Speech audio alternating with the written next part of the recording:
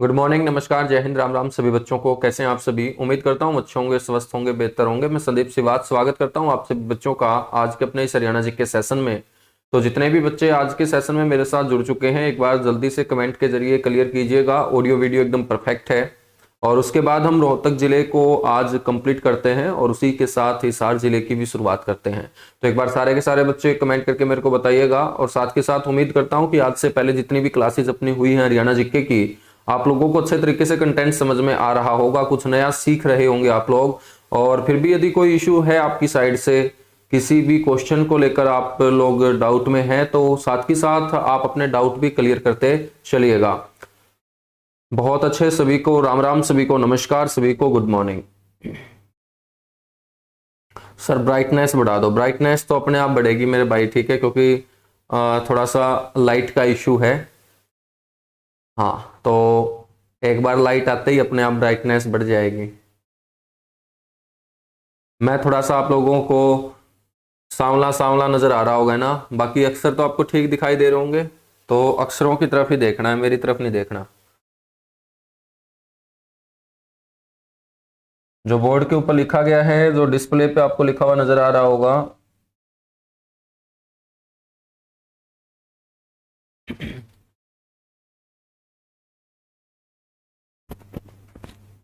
हाँ बस, चलेगा। राम राम भाई, सभी को राम राम, सभी को नमस्कार, सभी को जय हिंद।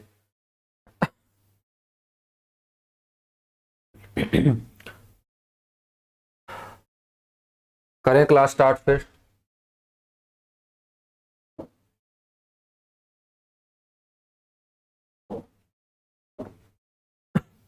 रोहतक के महत्वपूर्ण जो तथ्य होंगे, बातें होंगे, उनको डिस्कस करते हैं।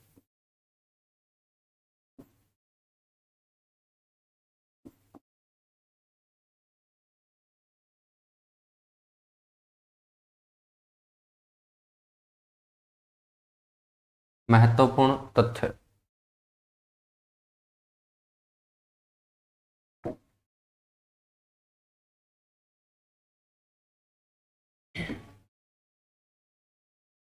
सबसे पहला जो पॉइंट है वो आप लोगों को ध्यान रखना है रोहतक के अंदर, कि मेरे बच्चों रोहतक हरियाणा का एक ऐसा जिला है। रोहतक जिला हरियाणा का एक लैंडलॉक्ड जिला है बच्चों।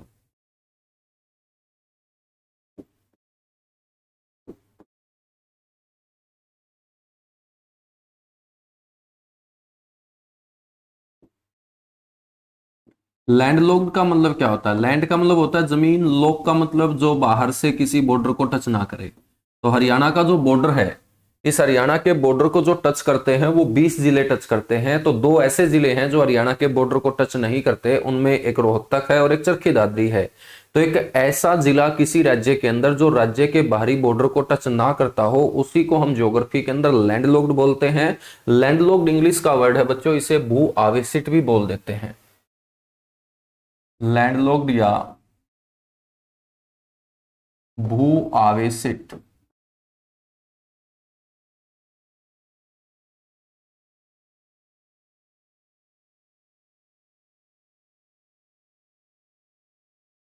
जिसकी सीमा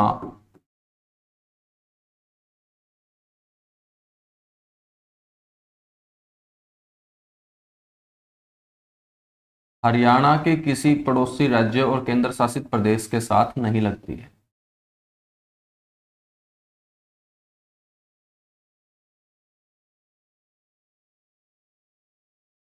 जिसकी सीमा हरियाणा के किसी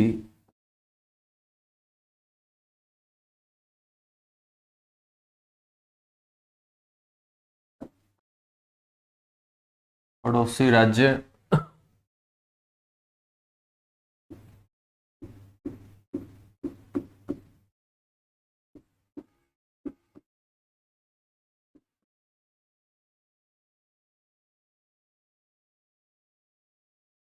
और केंद्र शासित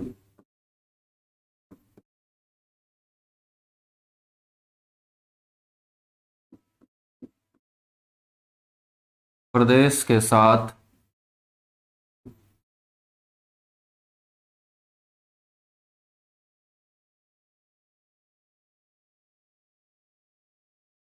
नहीं लगती। ठीक है, आपको ये भी पता होना चाहिए कि वर्ष 1858 से लेके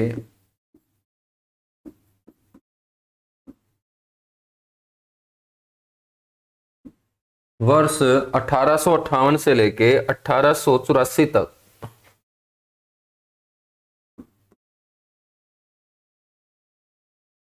रोहतक हिसार डिवीजन का हिस्सा रहा है बच्चों।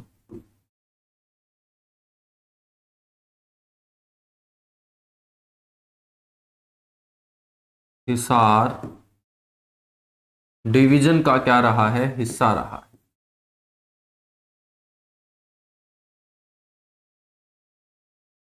साथ के साथ बात करें 1884 से लेके 1912 तक,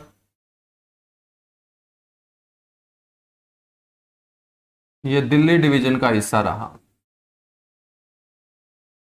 पेपर में क्वेश्चन पूछा जाएगा, ये ध्यान रख लेना।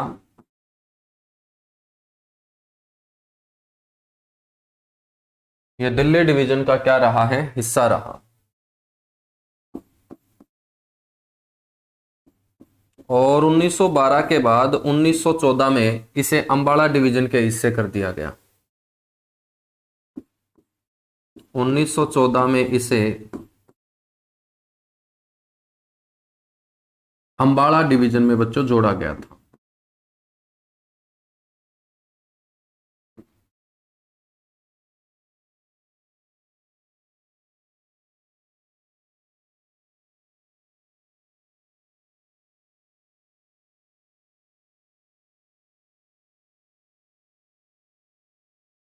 इसे अंबाला डिवीजन के अंदर क्या है, जोड़ा जाता है।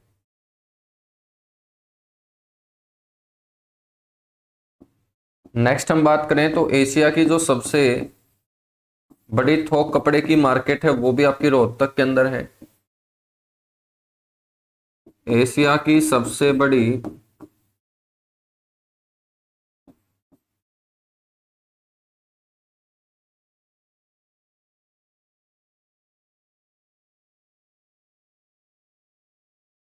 थोक कपड़े की मार्केट, उसका नाम है शोरी मार्केट।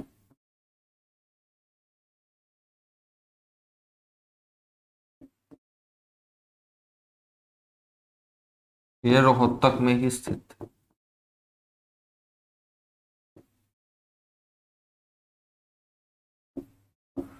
प्रदेश में सबसे कम गांव की संख्या वाला जिला है रोहतक।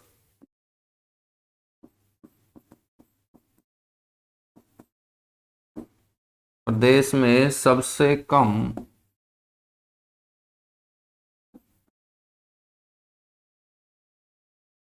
गांव की संख्या वाला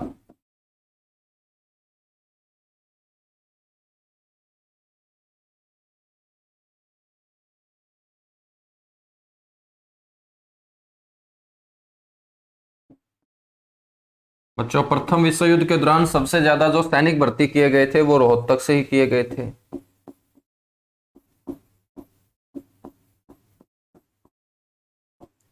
प्रथम विश्व युद्ध के दौरान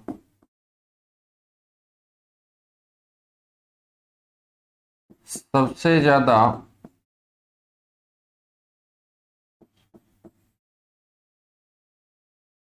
सैनिक भर्ती, अंग्रेजी सेना में सबसे ज्यादा जो सैनिक भर्ती किए गए थे पहले विश्व युद्ध के दौरान, जो भारत में सैनिक भर्ती अभियान चलाए गए थे, वो रोहतक जिले से ही हरियाणा में सबसे ज्यादा सैनिक भर्ती किए गए थे। ठीक है, हरियाणा में आर्य समाज का मुख्य केंद्र रहा है रोहतक।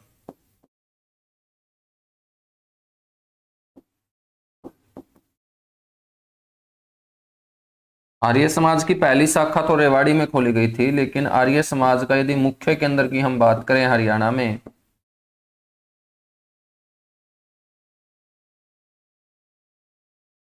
आर्य समाज का मुख्य केंद्र रोहतक ही रहा है।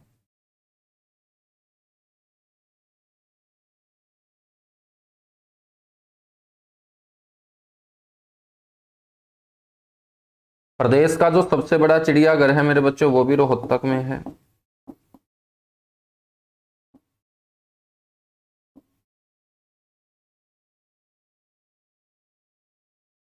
प्रदेश का सबसे बड़ा चिड़ियाघर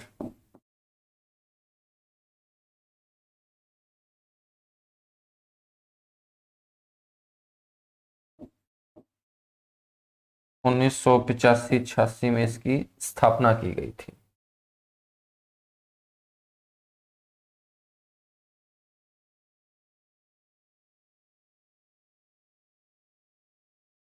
प्रदेश का जो पहला कॉलेज है मेरे बच्चों,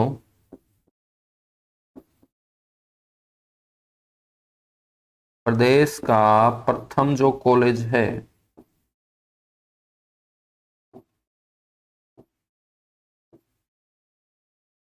वो 1926 के अंदर रोहतक में ही खोला गया था।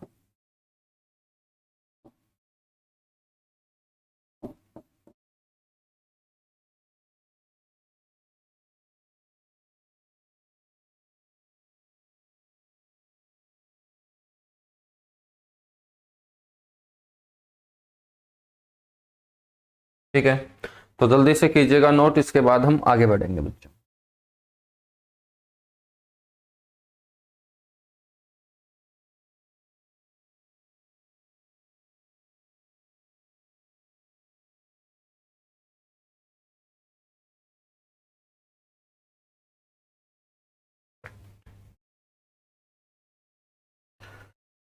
कीजिएगा एक बार जल्दी से नोट, उसके बाद हम आगे बढ़ेंगे। सर क्लास का टाइम फिक्स कर दो। गुड़िया सिर्फ इस वीक दिक्कत रहेगी, मैंने आपको बताया था कि फैमिली में कोई इशू है, इसलिए क्लास का टाइम फिक्स नहीं कर पाया है ना।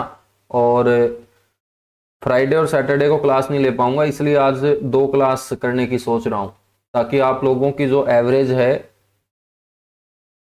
1 क्लास प्रतिदिन की वो रहे। ठीक है, वरना तो मैं 4-5 दिन छुट्टी लेने की सोच रहा था, क्योंकि मैंने आपको बताया था कि फैमिली में कोई एक्सपायर हो गया था। लेकिन बच्चों ने बोला कि सर फरवरी में हमारा पेपर है, और इसीलिए हमने हरियाणा जी के आपसे पढ़ना उचित समझा, लेकिन आप लोग क्लास नहीं ले रहे हो, है ना। तो वो तो चलो मेरी प्रॉब्लम है, कोई इशू नहीं है, आपकी थोड़ी है। मैं आपकी क्लास लेता रहूंगा, लेकिन थोड़ा सा टाइम का एक बार आप मैनेज कीजिएगा। यदि इस वीक आप टाइम थोड़ा सा मैनेज कर लो तो मेरे लिए भी सही रहेगा, वरना तो देखिएगा जो टाइम पहले था फिर उस टाइम के अकॉर्डिंग लूंगा ही, जैसे तैसे करके।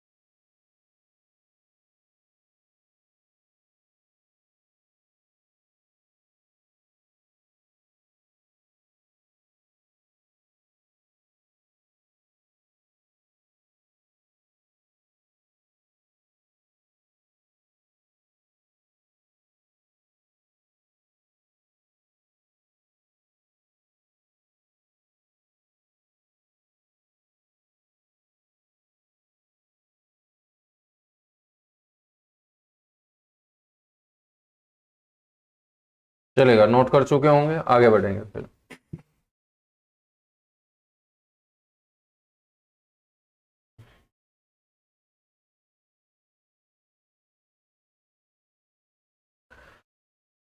बच्चों आपको यह भी ध्यान रखना है कि रोहतक की जो नगर पालिका है उसने एक प्रस्ताव पारित किया था, और वो प्रस्ताव पारित किया गया था प्रिंस ऑफ वेल्स के आगमन के बहिष्कार करने के लिए।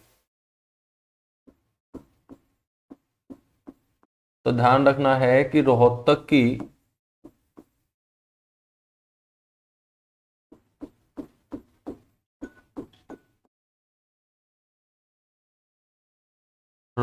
की नगर पालिका द्वारा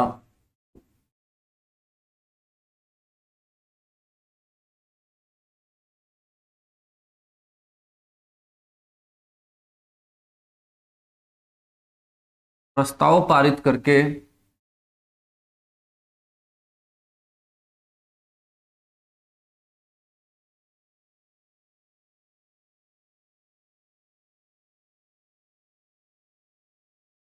प्रिंस ऑफ वेल्स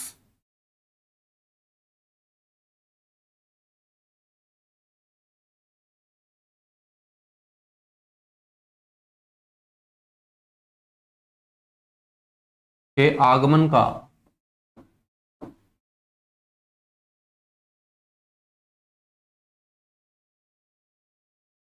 बहिष्कार किया गया था बच्चों। ये क्वेश्चन बड़ा इंपॉर्टेंट है, आपसे क्वेश्चन इस स्टेटमेंट में पूछा जाएगा कि कौन से शहर की नगरपालिका ने प्रिंस ऑफ वेल्स के आगमन का बहिष्कार करने हेतु प्रस्ताव पारित किया था। तो आपको बोलना है रोहतक की नगरपालिका ने। 1929 के अंदर साइमन कमीशन के विरोध में एक जनसभा का आयोजन रोहतक में किया गया था, जिसके चीफ गेस्ट जो थे वो बुलाए गए थे लाला लाजपत राय। लेकिन लाला लाजपत राय की 1928 के अंदर बच्चों अंग्रेजों के द्वारा पीट पीट कर हत्या कर दी जाती है। तो लाला लाजपत राय तो इस जनसभा में बतौर चीफ गेस्ट नहीं आ पाए थे, तो फिर उनकी जगह आए कौन थे? बुलाए गए तो लाला लाजपत राय थे, लेकिन आए कौन थे? मोतीलाल नेहरू थे। तो आपको ध्यान रखना है वर्ष 1929।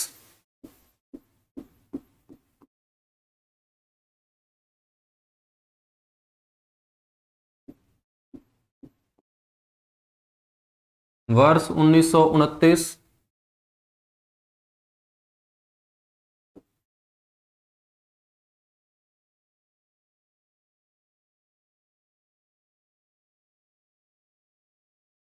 साइमन कमीशन के विरोध में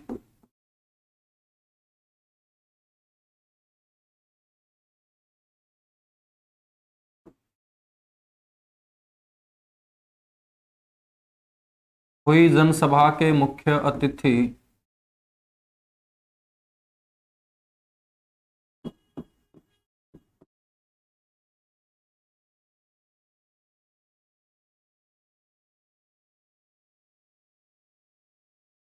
मोतीलाल नेहरू थे। कई जगह तुम्हें महात्मा गांधी लिखा हुआ नजर मिलेगा, जो कि गलत रहेगा। मोतीलाल नेहरू आपको ध्यान रखना है।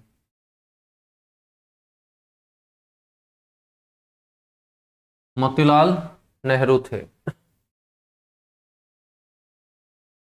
आपको यह भी ध्यान रखना है कि इंडो ग्रीक जो सिक्के हैं,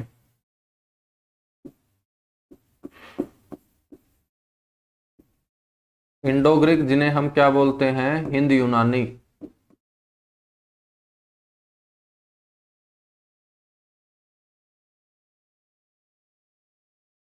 हिंद यूनानी जो सिक्के हैं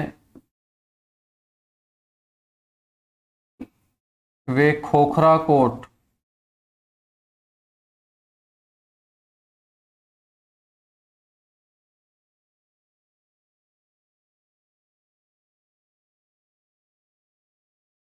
गांव रोहतक से प्राप्त हुए हैं।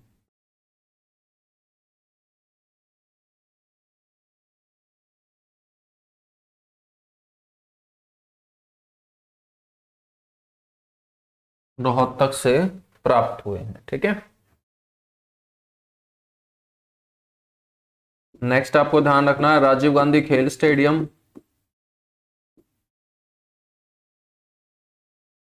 हरियाणा का सबसे बड़ा राजीव गांधी के नाम पर जो खेल स्टेडियम है वो रोहतक के अंदर ही है। रोहतक बस स्टैंड यदि आप लोगों ने देखा होगा, उसके ठीक पीछे आपको ये स्टेडियम नजर आएगा, राजीव गांधी खेल स्टेडियम।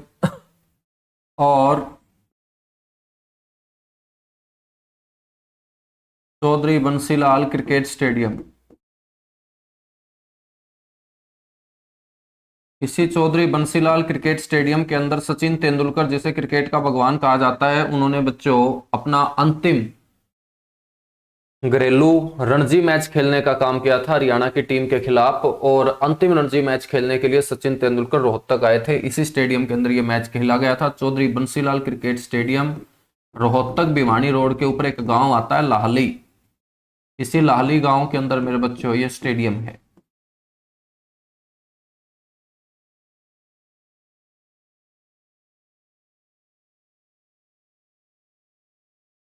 लाहली गांव रोहतक।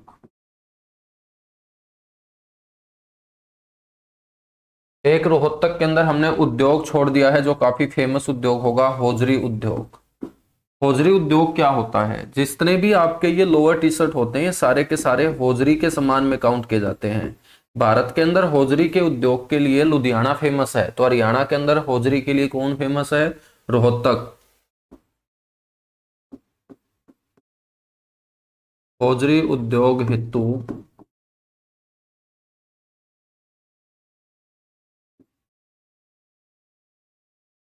हरियाणा में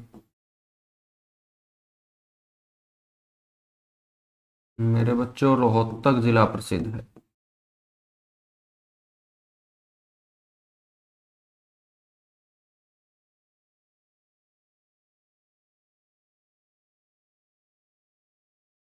ठीक है, नेक्स्ट आपको ध्यान रखना है कानफाड़ा। कानफाड़ा मैंने आपको बताया था नाथ संप्रदाय को ही बोलते हैं, जो बाबा अपने कानों के अंदर बड़े बड़े कुंडल धारण करते हैं। तो कानफाड़ा संप्रदाय के दो मुख्य केंद्र हरियाणा में ध्यान रखने हैं आप लोगों को। इन दो मुख्य केंद्र के अंदर एक तो है रोहतक का ही क्षेत्र स्थल बोहर, स्थल बोहर जो रोहतक का हिस्सा है बच्चों, और एक आपका होगा पेहवा।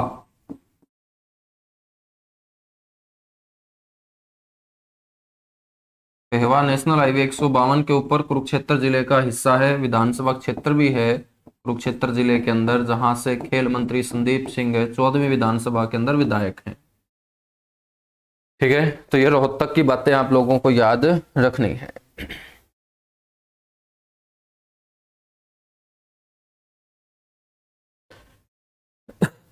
बच्चों आपको ये भी पता होना चाहिए एमडी यूनिवर्सिटी जो रोहतक के अंदर है,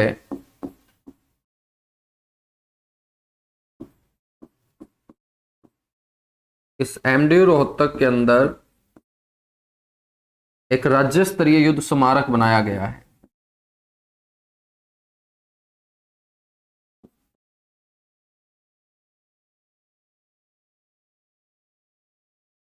और राज्य स्तरीय युद्ध स्मारक की जो स्थापना की गई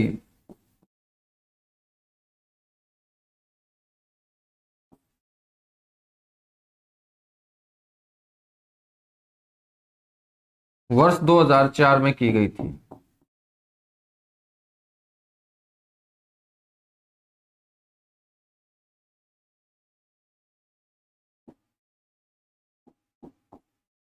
वर्ष 2004 के अंदर एमडी रोहतक के अंदर राज्य स्तरीय युद्ध स्मारक की क्या की गई थी? स्थापना की गई थी।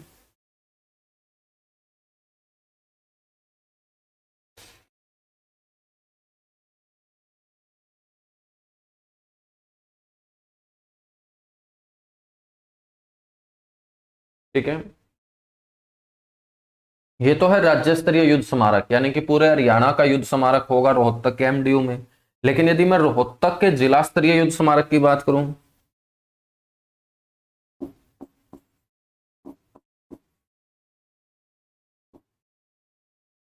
तो रोहतक जिले का जो जिला स्तरीय युद्ध स्मारक होगा, जो युद्धों के अंदर शहीद हुए सैनिकों की याद दिलाएगा।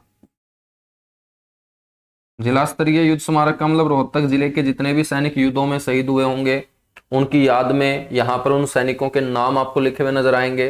राज्य स्तरीय की बात करें तो हरियाणा राज्य के जितने भी जिलों से सैनिक शहीद हुए होंगे आज से पहले, जितने भी युद्ध हुए हैं हमारे पड़ोसी देशों के साथ, ठीक है, युद्ध हमेशा पड़ोसियों के साथ ही होते हैं, तो मेरे बच्चों वहां पर जितने सैनिक शहीद हुए होंगे तो सारे के सारे जिलों के सैनिकों की सूची, उन शहीद हुए सैनिकों के जो नाम है वो आपको एमडीयू के इस क्षेत्र में खुदे हुए नजर आएंगे। तो रोहतक जिले का जिला स्तरीय जो युद्ध स्मारक है, ये रोहतक वाले बच्चे तो अच्छे से जानते होंगे। रोहतक के अंदर एक पार्क है मानसरोवर पार्क, उसी मानसरोवर पार्क के अंदर आप जाके देखोगे, एक तो रोहतक के अंदर डी पार्क है, रोहतक वाले बच्चे तो जानते हैं, एक आगे चल के कोर्ट के पास मानसरोवर पार्क है।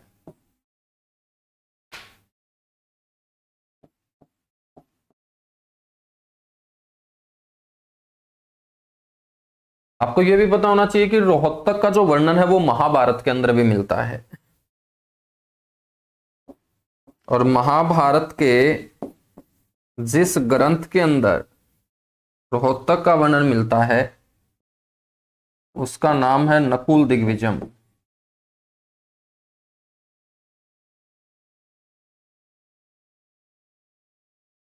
महाभारत के नकुल दिग्विजय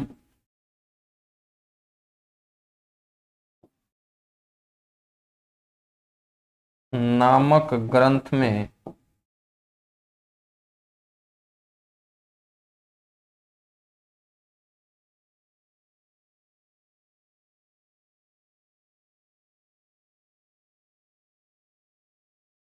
रोहतक का वर्णन मिलता है बच्चों।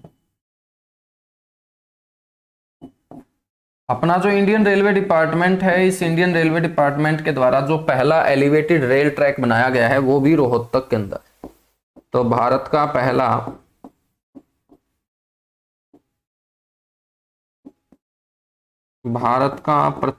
एलिवेटेड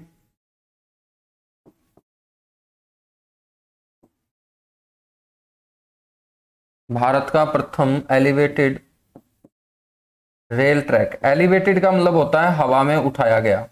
और जब भी बच्चों किसी ट्रैक को हम हवा में बनाते हैं तो उसके ठीक नीचे पिलर लगाएंगे।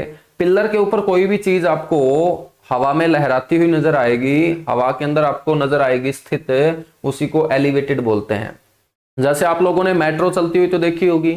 मेट्रो जो चलती है वो सिर्फ फुटपाथ वाली जगह के ऊपर पिलर खड़े करके उसके ऊपर एक ट्रैक बना के चला दी गई है ना।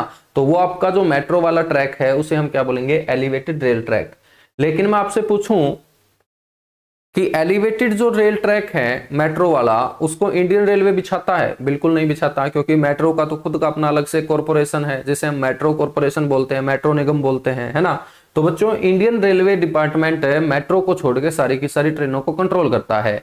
तो पहली बार देश के अंदर ऐसा हुआ कि इंडियन रेलवे डिपार्टमेंट ने एक ऐसा रेलवे ट्रैक बिछाने का काम किया जहां ट्रेन आपको पुल के ऊपर चलती हुई नजर आएगी, और ये शहर आपका रोहतक होगा। तो भारत का पहला एलिवेटेड रेल ट्रैक जो किसके द्वारा है, भारतीय रेलवे के द्वारा है, इंडियन रेलवे डिपार्टमेंट द्वारा।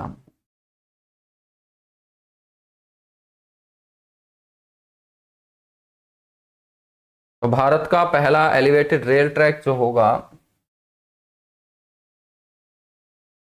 वो रोहतक में।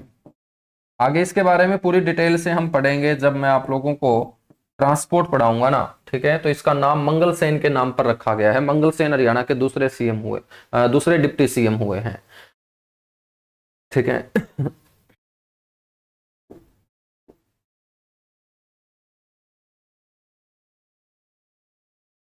हम बात करें तो बच्चों प्रदेश में पहली जो इको फ्रेंडली रैली हुई जहां पर प्लास्टिक का यूज नहीं किया गया,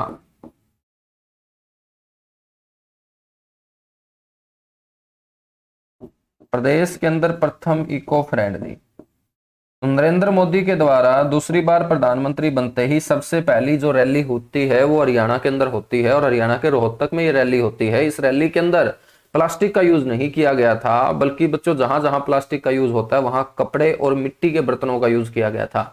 जैसे पानी के लिए प्लास्टिक के कैंपर यूज नहीं किए गए, मिट्टी के घड़े यूज किए गए, ठीक है। जो प्लास्टिक के झंडे आते हैं, पार्टी के बैनर आते हैं, वो प्लास्टिक का बैन करके कपड़े के ऊपर बच्चों वो सारे के सारे पार्टी के सिंबल जो हैं वो छापे गए थे। इसे बोलते हैं इको फ्रेंडली। इको का मतलब एनवायरमेंट, और एनवायरमेंट को सबसे ज्यादा नुकसान किससे हो रहा है, प्लास्टिक, जो कि खत्म नहीं होता। तो प्रदेश में प्रथम इको फ्रेंडली का जो आयोजन है, इको फ्रेंडली क्या है, ये रैली है।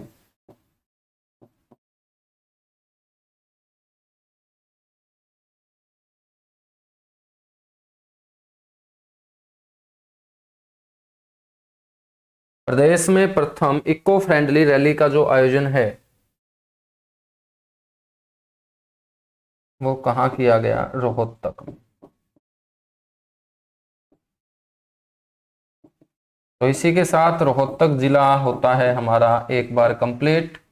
बाकी बातें टॉपिक वाइज अपनी चलती रहेगी, ठीक है। जल्दी से एक बार इसको नोट कर लीजिएगा, उसके बाद हम आगे बढ़ेंगे। गुड इवनिंग भाई सभी को, गुड इवनिंग सभी को, नमस्कार सभी को, जय हिंद।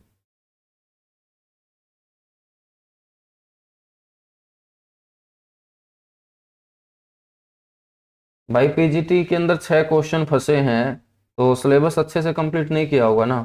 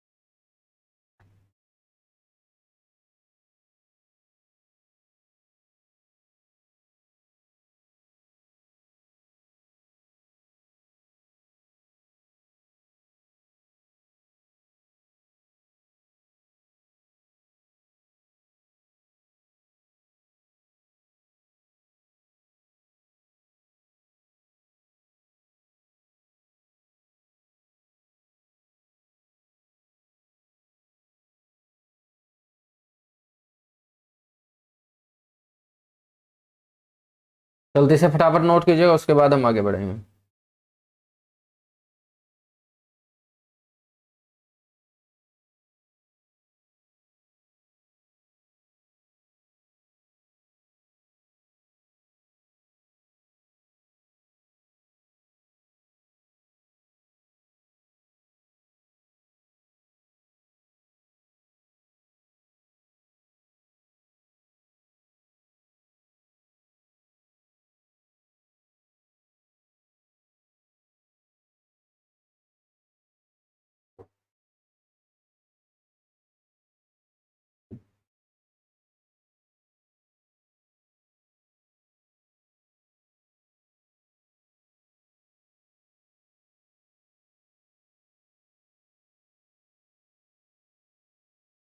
चलेगा, नोट हो चुका होगा।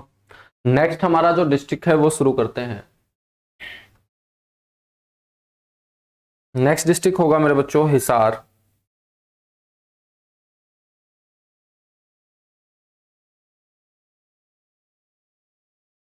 और पेपर आपका जो है वो थोड़ा सा आगे जाएगा, फरवरी में नहीं होगा, तो थोड़ा सा आप पेशेंस रखें, ठीक है। ज्यादा हड़बड़ी मत मचाया करो तुम लोग। जितनी हड़बड़ी मचाओगे क्वेश्चन गलत होने के उतने ही चांस बढ़ेंगे। और जितना आराम से, अब देखो मैं कितना आराम से पढ़ाता हूँ एक एक चीज क्लियर करके, तो मेरे जो डाउट हैं वो क्लियर हैं क्योंकि मैं आराम से पढ़ता हूँ और आराम से पढ़ाता हूँ।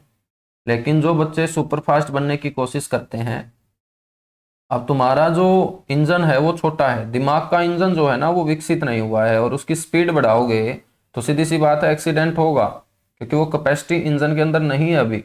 तो पहले तो सबसे पहले अपनी जो कैचिंग पावर है वो अच्छी ही बनाओ, कैचिंग पावर के साथ साथ फिर अपनी अंडरस्टैंडिंग पावर अच्छी बनाओ, और अंडरस्टैंडिंग और कैचिंग पावर अच्छी होगी तब जाके स्पीड अपने आप बढ़ जाएगी बच्चों, ठीक है। लेकिन तुम क्या है कि ना तो कैचिंग पावर अच्छी बनाते हो ना अंडरस्टैंडिंग पावर, स्पीड के ऊपर बच्चों एक्सीलेटर के ऊपर अपना पैर दबा देते हो, और एक्सीलेटर के ऊपर यदि आपने पैर दबा दिया और कैचिंग और अंडरस्टैंडिंग पावर अच्छी नहीं है तो एक्सीडेंट होगा बहुत भयंकर तरीके से। पेपर के अंदर आते आते क्वेश्चन भी तुम गलत करके आओगे, ये ध्यान रख लेना, और फिर पछताने के अलावा कोई और ऑप्शन तुम लोगों के पास नहीं बचेगा।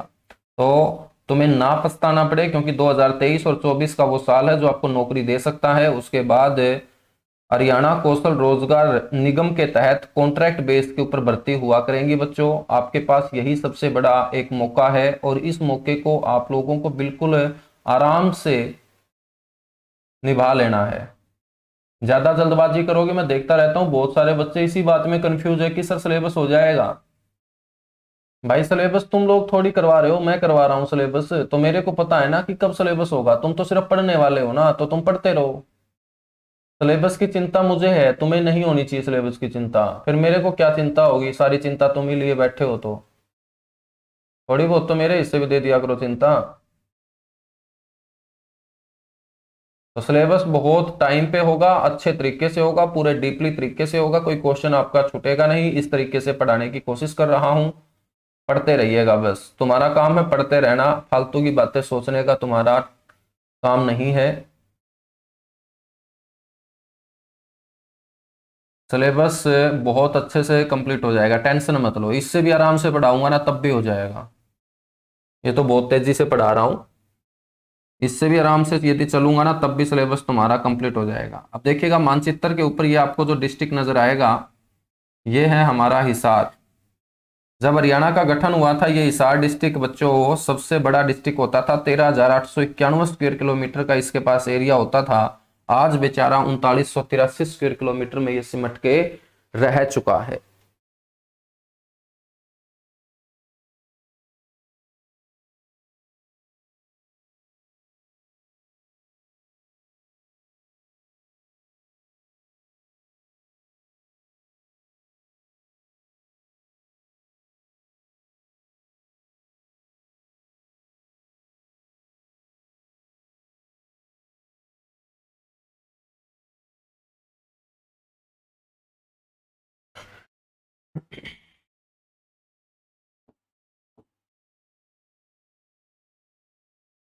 तो ये है हिसार डिस्ट्रिक्ट। हिसार के साथ कौन कौन सीमा बनाता है? एक तो देखिएगा आपका ये सीमा बनाता है, इसका नाम है फतेहाबाद। तो पहला पड़ोसी है हिसार का फतेहाबाद। दूसरा पड़ोसी देखिएगा जींद, ये भी हिसार का पड़ोसी है। तीसरे नंबर पे पड़ोसी देखिएगा रोहतक, ये भी हिसार का पड़ोसी है। और चौथे नंबर पे पड़ोसी है मेरे बच्चों भिवानी। तो 4 जिलों की सीमा लगती है हरियाणा के हिसार के साथ।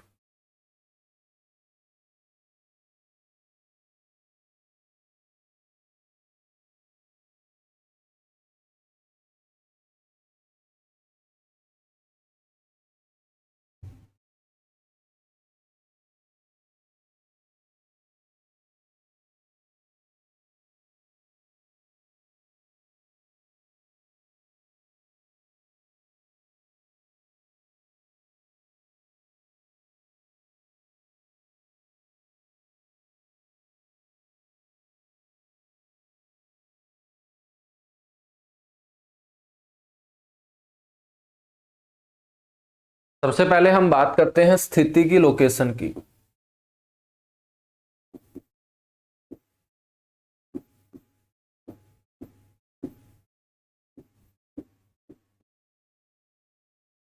और यदि हम हरियाणा के सेंटर में आके स्थिति को देखें तो ये आपको नजर आएगा हरियाणा के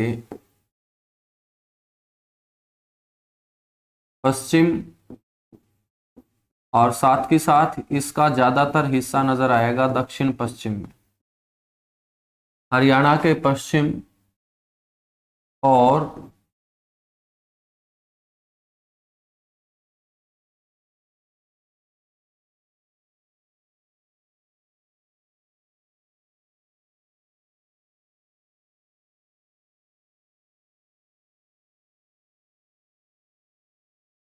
दक्षिण पश्चिम में स्थित है बच्चों हिसार।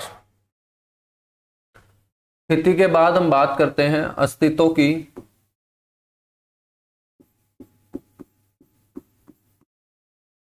और अस्तित्व का मतलब है कि हम हिसार को एक जिले के रूप में पढ़ रहे हैं। तो हरियाणा के अंदर यह जिला बना कब था? तो हरियाणा गठन के समय ही यह जिला अस्तित्व में आ गया था, 1 नवंबर 1966। और जो 7 जिले बनाए गए थे उनमें सबसे बड़ा हम हिसार ही पढ़ते हैं। बात करते हैं मेरे बच्चों एरिया की, क्षेत्रफल की।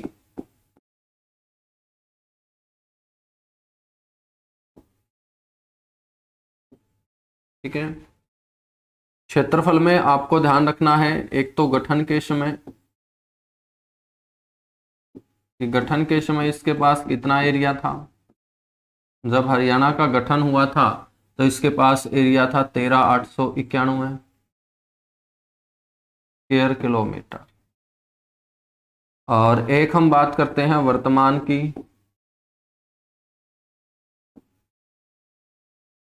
तो मेरे बच्चों वर्तमान में जो एरिया है इसके पास वो है 3983 3983 स्क्वायर किलोमीटर।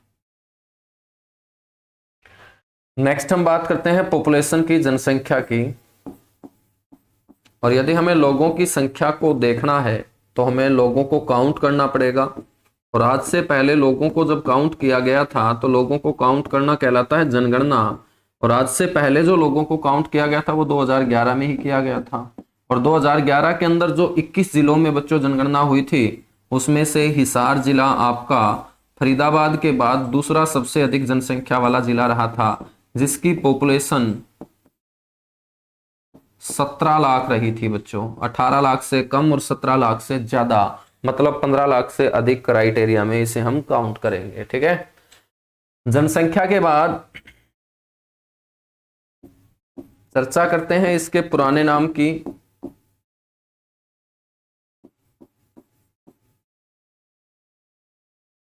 मेरे बच्चों, एक तो इसका पुराना नाम रहा है इसूकार। ठीक है, और इसूकार जो नाम इसका लिखा पाया गया है वो पाणिनि नाम के ऋषि के द्वारा संस्कृत के अंदर 8 अध्यायों वाली जो पुस्तक लिखी गई अष्टाध्यायी, इस अष्टाध्यायी के अंदर हिसार का नाम इसूकार बताया गया। और एक इसका पुराना नाम जो बताया गया है वो बताया गया है हिसार ए फिरोजा, क्योंकि जब इसे स्थापित किया गया था फिरोज शाह तुगलक के द्वारा तो यहाँ एक किला बनाया गया था। किले के आसपास जब लोगों ने बसना शुरू किया तो किले के कारण, फिरोज शाह के किले के कारण इसे हिसार ए फिरोजा के नाम से जाना गया बच्चों। तो ये इसके दो पुराने नाम आप लोग ध्यान रखिएगा। पुराने नाम के बाद हम चर्चा करते हैं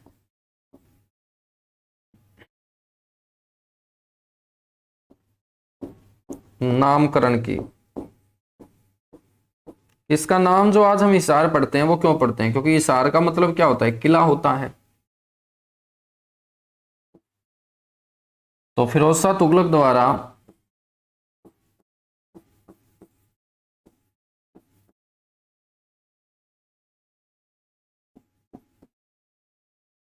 फिरोज शाह तुगलक द्वारा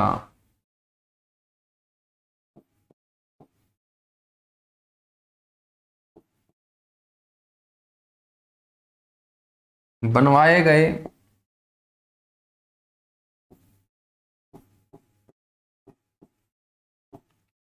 किले, किले को हम क्या बोल देंगे? हिसार।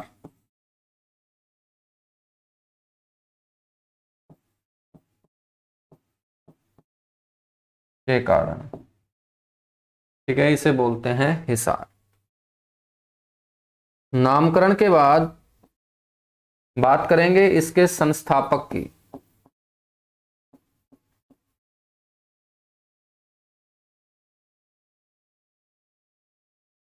तो संस्थापक भी फिरोज शाह तुगलक ही होंगे।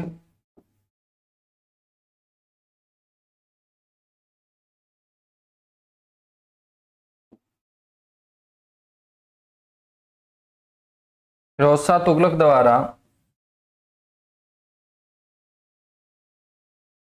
1354 ईस्वी में इसको स्थापित किया गया था। संस्थापक के बाद बच्चों बात करते हैं यहां पर उपनाम की। अब उपनाम तो आप सभी जानते ही हैं, उपनाम का मतलब क्या होता है कि हिसार को हिसार के अलावा अन्य किन नामों से पुकारा जाता है। एक तो इसे बोलते हैं इस्पात नगरी।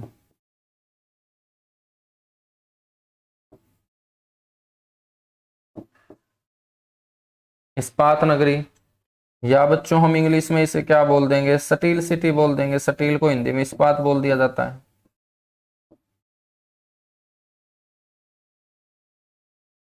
नेक्स्ट इसे बोल देते हैं मैग्नेट सिटी। मैग्नेट का मतलब चुंबक।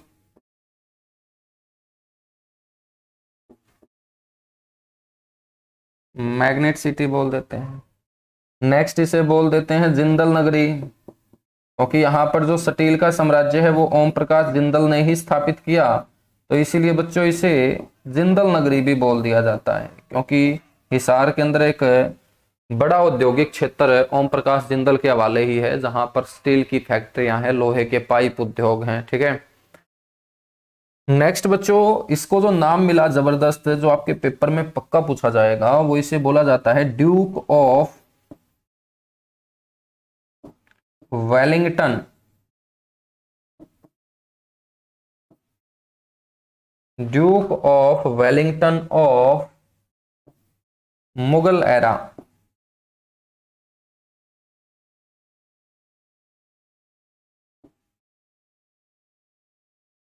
मुगल काल का स्वर्णिम युग कहा जाता है इसे, क्योंकि इस हिसार को जो पहचान मिली है, इस हिसार के क्षेत्र को जो ग्रोथ मिली है, जो बढ़ोतरी मिली है, वो मुगलों के समय मिली है। मुगलों की भी मैं बात करूं तो अकबर के समय, अकबर के समय बच्चों हिसार एक बड़े स्तर पे पहचाना जाता है, ठीक है। वरना हिसार से जो प्राचीन जगह हुई है वो आपकी हांसी मानी जाती है, हांसी को ही लोग जानते थे। लेकिन हांसी के साथ लगते इस क्षेत्र को जो पहचान मिलती है वो मुगलों के समय मिलती है। हालांकि इस जगह के ऊपर एक किला बनवाने का काम 1354 के अंदर फिरोज शाह तुगलक ने किया था, और अपने नाम पर उस किले का नाम हिसार ए फिरोजा रखा गया। और इस किले के 4 गेट, जिसमें एक नागौरी गेट, एक दिल्ली गेट, एक तलाकी गेट और एक मोरी गेट, जो आज भी हिसार के अंदर है बच्चों, बड़े स्तर पर इन गेटों के नाम पुकारे जाते हैं, इन जगह के नाम पुकारे जाते हैं। तो एक बार जल्दी से इसको नोट कीजिएगा, उसके बाद हम आगे बढ़ेंगे।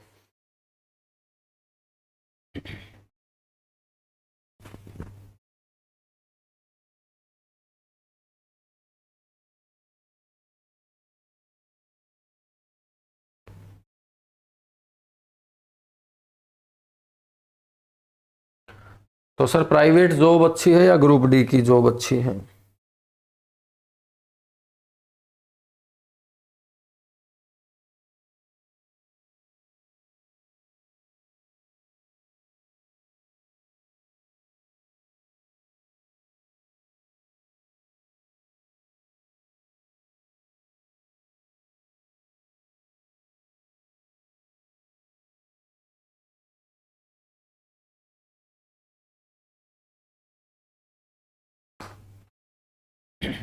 तो जल्दी से नोट कीजिएगा। अब यहां पर विधानसभा क्षेत्र पढ़ेंगे, तहसील पढ़ेंगे, उप तहसील पढ़ेंगे।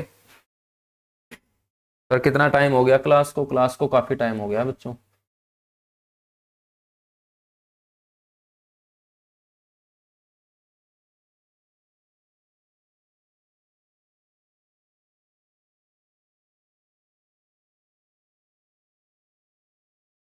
और मैंने तुम्हें एक वीडियो बनाने के लिए बोला था, लेकिन सारे के सारे बच्चे स्वार्थी हो रखे हैं। मात्र 9-10 बच्चों ने ही मेरे पास वीडियो भेजी है। क्या 9-10 बच्चों को ही बैच अच्छा लगा है? 9-10 बच्चों को ही कंटेंट अच्छा लगा है? क्या बात है! खतरनाक तरीके से तुम स्वार्थी हो चुके हो जिंदगी में, है ना। और यदि मैं स्वार्थी हो जाऊंगा तो इतना नहीं पढ़ा पाऊंगा फिर, है ना। इतना डीपली तुम्हें पढ़ाता हूँ, तो ये भी चाहता हूँ कि तुम लोग सपोर्ट करो, तुम लोग साथ दो। लेकिन तुम्हारी साइड से तो शुरुआत ही नहीं हो रही है। चलिएगा, खैर छोड़िएगा।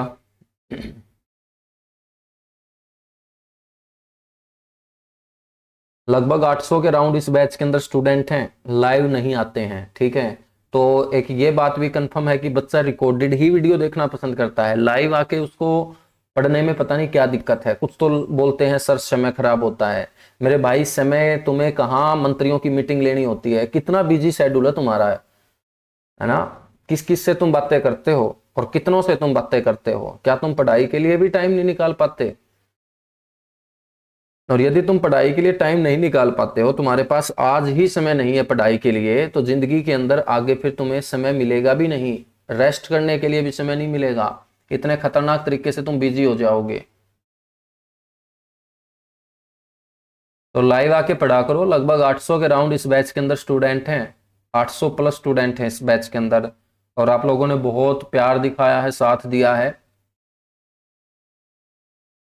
लेकिन एक तो क्लास का टाइम थोड़ा सा फिक्स नहीं है। ये भी हो सकता है कि बच्चे इस कारण थोड़ा सा, उनकी जो रेगुलरिटी है वो नहीं बन पाती हो। लेकिन नेक्स्ट वीक मंडे से कोशिश करेंगे एक टाइम फिक्स करने की, ठीक है। मंडे से कोशिश करेंगे एक टाइम बिल्कुल फिक्स करने की, और उसी टाइम के ऊपर हम क्लास लिया करेंगे।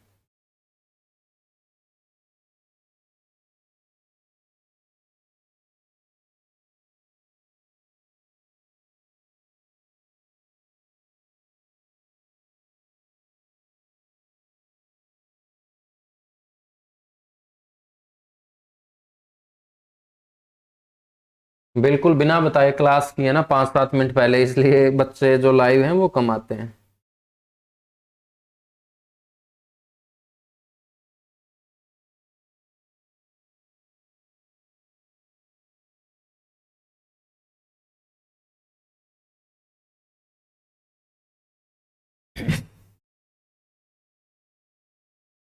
ठीक है, तभी तो मैं बता रहा हूं ना, ये लाइव की रेशो बहुत कम होती है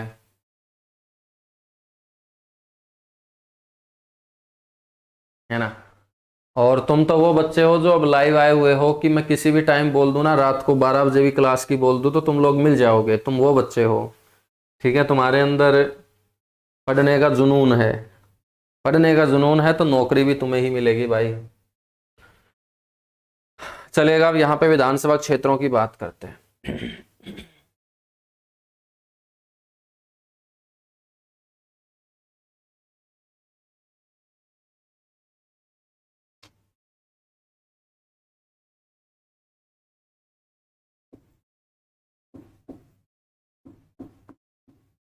आप सभी को पता होना चाहिए कि हरियाणा के अंदर 90 विधानसभा क्षेत्र जो 22 जिलों के अंतर्गत आते हैं, उनमें सबसे ज्यादा विधानसभा क्षेत्र हिसार जिले के पास है। और हिसार जिला कितने विधायक चुन के विधानसभा में भेजता है?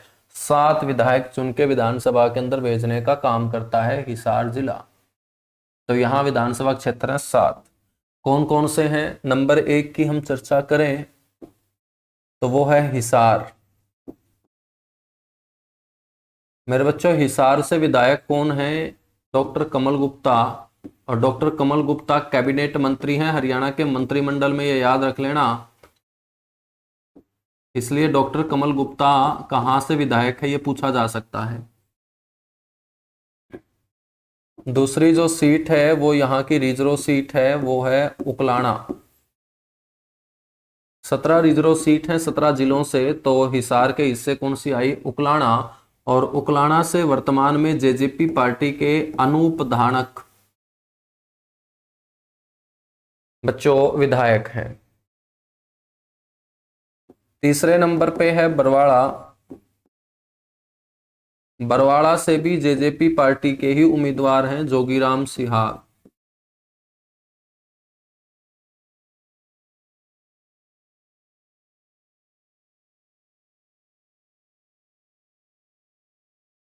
जोगीराम सिहाग।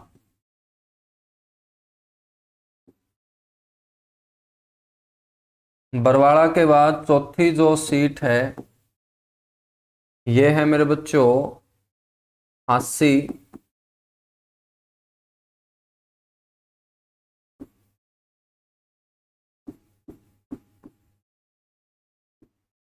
हांसी से है विनोद बिहाना।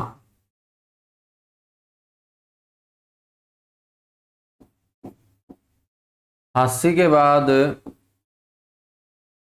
नेक्स्ट जो है वो है आपकी सीट नड़वा।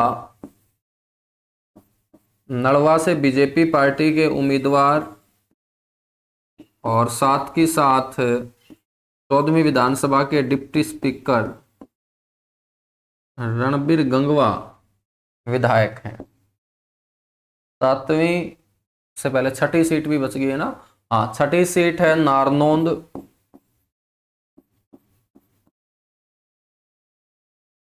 और नारनौंद से हैं बच्चों जेजेपी पार्टी के दादा राम कुमार गौतम।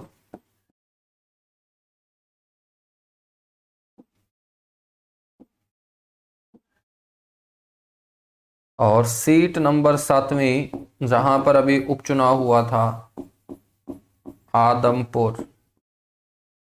आदमपुर से वर्तमान में विधायक हैं भव्य बिश्नोई।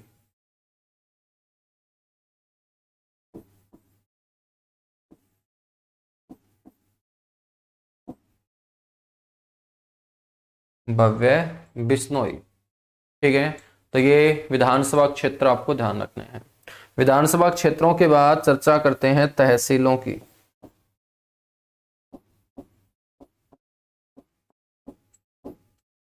मेरे बच्चों, यहाँ पर जो तहसील है वो 6 तहसील हैं हिसार के अंदर। कितनी तहसील हैं? 6 तहसील हिसार के अंदर हैं।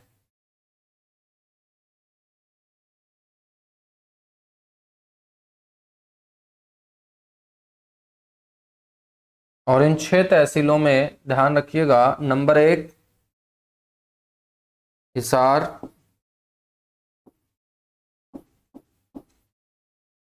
Number 2 Hansi, number 3 Barwara.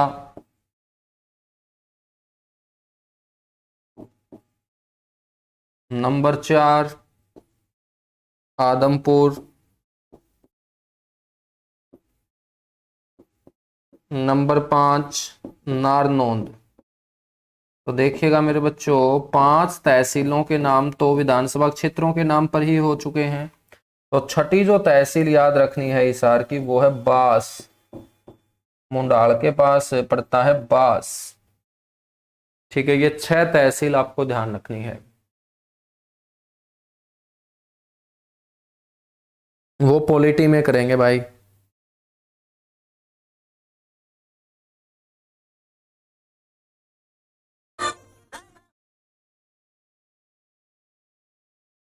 ठीक है, तहसील के बाद हम बात करेंगे उप तहसील की।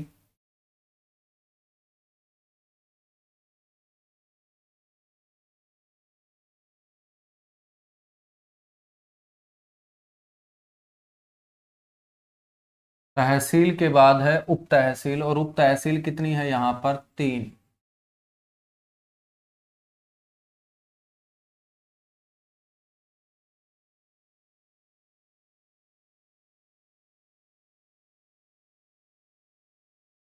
तीन जो उप तहसील है, इसमें नंबर 1 उकलाना।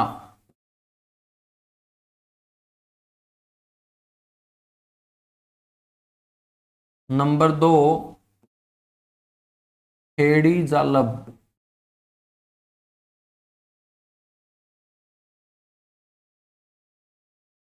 नंबर 3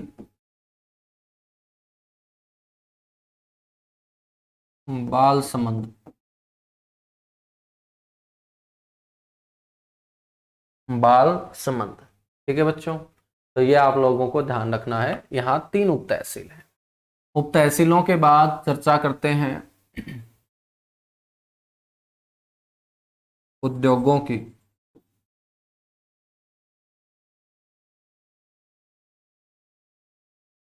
उद्योग, तो उद्योगों में सबसे पहले तो आपको ध्यान रखना है सटेल उद्योग।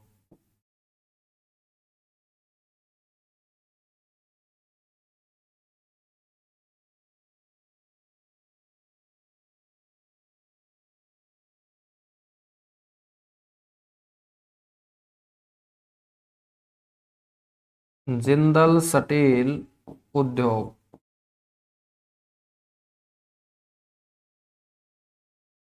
ठीक है, नेक्स्ट है बच्चों मैग्नेट उद्योग।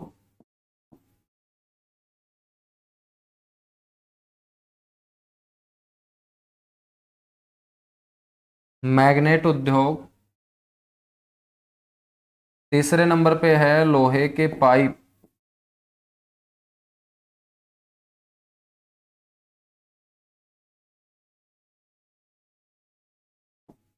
लोहे के पाइप उद्योग। और लोहे के पाइप के अंदर आपकी 2 बड़ी कंपनियां हैं। एक तो है रविंद्रा पाइप,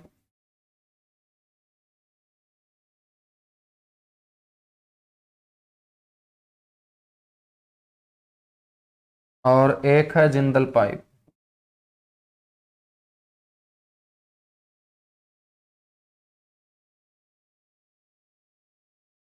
एक है रविंद्रा पाइप और एक है जिंदल पाइप। ठीक है, इसके अलावा मेरे बच्चों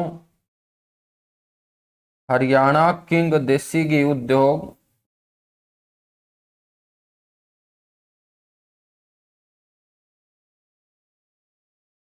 हरियाणा किंग देसी घी उद्योग।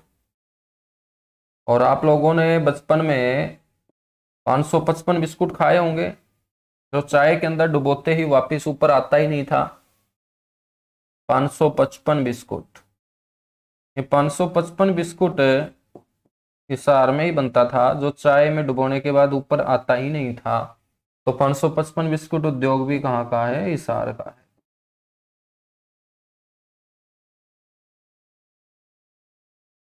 नेक्स्ट है सूती धागा मिल।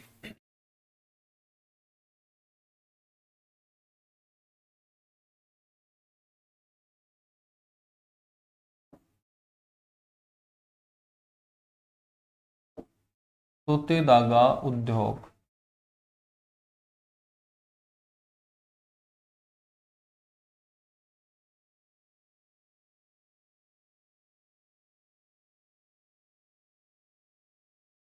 मीलगेट हिसार। नेक्स्ट आपको ध्यान रखना है लोहे के सिक्के। तो आपकी जेब के अंदर जो 1 रुपए, 2 रुपए, 5 रुपए, 10 रुपए के लोहे का सिक्का होगा, बच्चों इन सिक्कों को जो आकृति दी जाती है, शेप दी जाती है, वो हिसार के जिंदल स्टील प्लांट में दी जाती है और इनके ऊपर दिल्ली के अंदर जाके वित्त मंत्रालय में स्टैंप लगती है। स्टैंप लगते ही ये मुद्रा बन जाती है। तो लोहे के सिक्के हरियाणा के कौन से शहर में तैयार होते हैं? हिसार के अंदर तैयार होते हैं। तो ये यहाँ के क्या होंगे? प्रमुख उद्योग होंगे।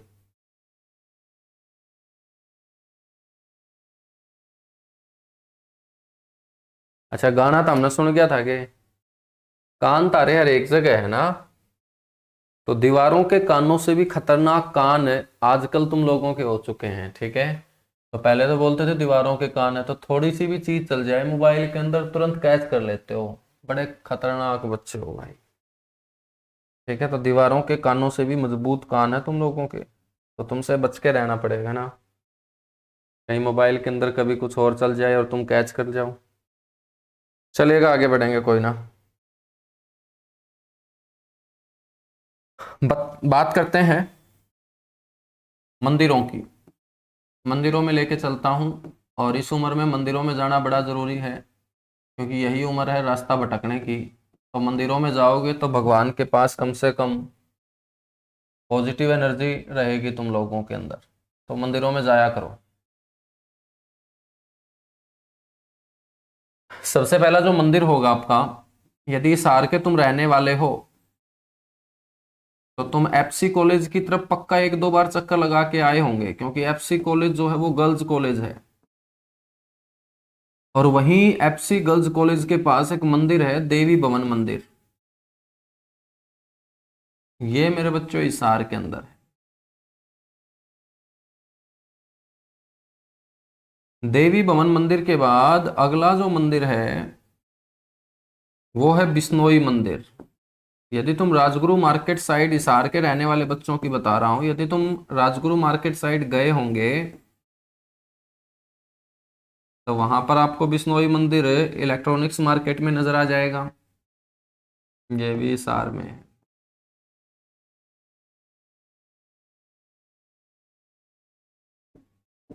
नेक्स्ट है बाबा लालदास धाम।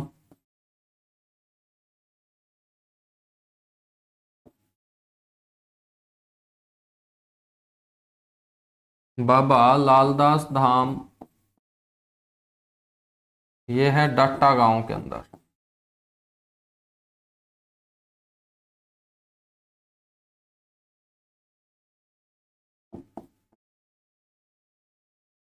नेक्स्ट है काजड़ा धाम।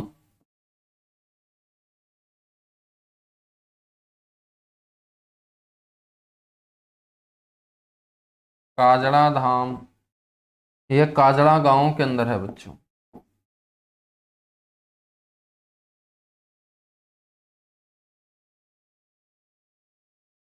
ठीक है, काजड़ा जो धाम है ये भगवान हनुमान जी को समर्पित है। बजरंग बली, अंजनी के पुत्र हनुमान भगवान जी को समर्पित है। एक है प्राचीन शिव मंदिर।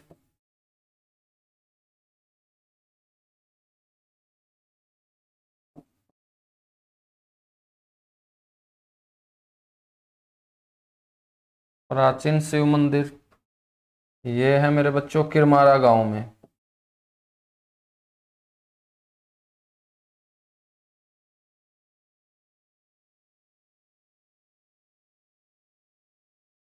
नेक्स्ट है एक और प्राचीन शिव मंदिर।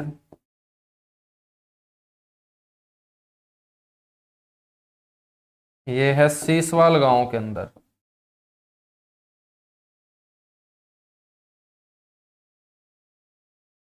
सीसवाल गांव।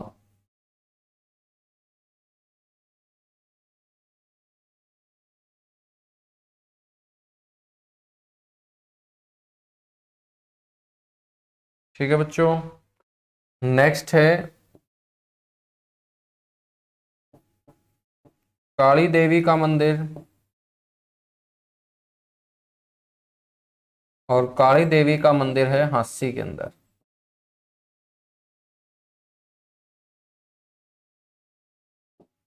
तो आज का कार्यक्रम हुआ समाप्त। बाकी मिलेंगे बहुत जल्दी अगली क्लास में। एक क्लास और सोचूंगा तुम लोगों के लिए आज, क्योंकि फिर मैं 2 दिन क्लास नहीं ले पाऊंगा। ठीक है, तो आज के लिए इतना सा ही मेरे प्यारे बच्चों। बाकी मिलेंगे नेक्स्ट क्लास में। धन्यवाद। पढ़ेंगे भाई, बुआ कुंवारी मंदिर भी पढ़ेंगे, सारी चीजें पढ़ेंगे, टेंशन मत ले। अच्छा, सोनिया बोल रही है बुआ कुंवारी, ठीक है। बुआ कुंवारी होगा, फूफा कुंवारा नहीं होता। ठीक है, तो बुआ कुंवारी पढ़ेंगे, फूफा कुंवारा कभी नहीं होगा।